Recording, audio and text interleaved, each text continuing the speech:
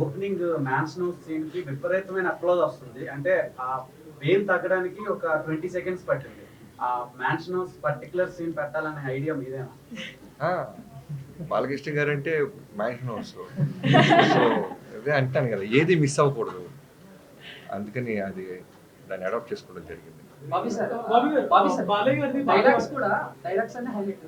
But ముందు అది చెప్పు గాడిద అనేది బయట బాగా బట్ ఆ డైలాగ్ సపరేట్ గా మళ్ళీ ఇంకొక థియేటర్ మొత్తం దానికి బాగా వైరల్ డైలాగ్ మళ్ళీ ఆయన చెప్పి అదే అది చెప్పాను కదండి, ముందు మేము ఫ్యాన్స్ని దృష్టిలో పెట్టుకున్నాం.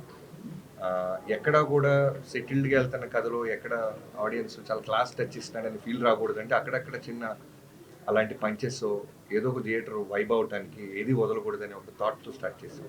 సో కుదిరినప్పుడల్లా మ్యాక్సిమం వేస్తూనే ఉంటాం పంచెస్. బాలయ్యతో సినిమాలు ఈ మధ్యన నేషనల్ రీచ్ ఉన్న కంటెంట్ వస్తుంది, బట్ ఆయన తెలుగుకి ఎందుకు పరిమితం చేస్తున్నారు? అది బాలబాబు గారిని అడగాలండి. ఈ రోజు ఫ్యాన్స్ తో అంటే సినిమా చూసి వచ్చిన ఆడియన్స్ తో ఇంటరాక్ట్ అయిన తర్వాత వచ్చిన కామన్ పాయింట్ ఏంటంటే ఒక బాలకృష్ణ అభిమాని సినిమా